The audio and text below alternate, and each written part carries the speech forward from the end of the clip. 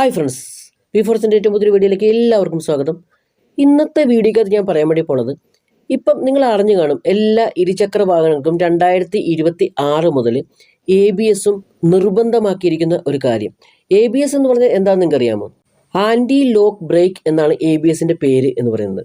അപ്പോൾ ഈ 2026 ജനുവരി 1 മുതൽ നിർമ്മിക്കുന്ന എല്ലാ ഇരുചക്ര വാഹനങ്ങൾക്കും ഇത് നിർബന്ധമാക്കിയിരിക്കുകയാണ് സർക്കാർ. അത് എന്തുകൊണ്ടാണ് എന്ന് വിചാരിക്കുന്നത്, അപകടങ്ങൾ കുറയ്ക്കാൻ വേണ്ടിയാണ് സർക്കാർ നിർബന്ധമാക്കിയിരിക്കുന്നത്. അതുപോലെ തന്നെ മേടിക്കുന്ന എല്ലാ ഇരുചക്ര വാഹനങ്ങൾക്കും 2 ഹെൽമെറ്റ്, അതായത് അംഗീകൃത ഹെൽമെറ്റ് കൊടുക്കണമെന്നും പറഞ്ഞിട്ടുണ്ട്. അപ്പം ഇതിൻ്റെ ഏറ്റവും പ്രധാന കാര്യം, ഇപ്പം നിലവിലുള്ള 125cc മുകളിലുള്ള ബൈക്കുകൾക്ക് മാത്രമേ ഇപ്പം ശരിക്കും ABS നിലവിലുള്ളൂ. 2026 വരുവാണെങ്കിൽ ഏറ്റവും കുറഞ്ഞ ബൈക്കിന് പോലും ഇപ്പോൾ ABS നമുക്ക് നിർബന്ധമാക്കി വന്നിരിക്കുന്നു. അപ്പോൾ ഈ ABS നമ്മൾ ഘടിപ്പിച്ചാലുള്ള പ്രയോജനം എന്ന് പറഞ്ഞാൽ, നമ്മളിപ്പം ഒരു സഡൻ ബ്രേക്ക് ഇടുവാണ്. ഈ സഡൻ ബ്രേക്ക് ഇട്ട് കഴിഞ്ഞാൽ ഒരു പ്രശ്നം എന്ന് പറഞ്ഞാൽ, നമുക്ക് എല്ലാവർക്കും അറിയാൻ പറ്റും, ചക്രങ്ങൾ ചിലപ്പോൾ ലോക്കാകാം.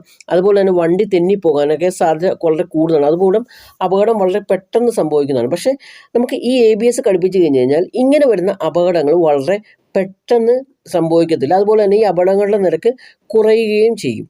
അതുപോലെ തന്നെ വേറൊരു കാര്യം എന്ന് പറഞ്ഞാൽ, ഈ 2 ഹെൽമെറ്റ് ഇനി തൊട്ട് എല്ലാ 2026 ജനുവരി 1 മുതൽ നിർമ്മിക്കുന്ന എല്ലാ ബൈക്കുകൾക്കും കൊടുക്കണമെന്ന് നിർബന്ധമാക്കിയിരിക്കുന്നതിനാൽ അതുമൂലം ഉണ്ടാകുന്ന ഇഞ്ചുറീസും ഗവൺമെൻറ് തടയാൻ വേണ്ടി മാക്സിമം ശ്രമിക്കുകയാണ്.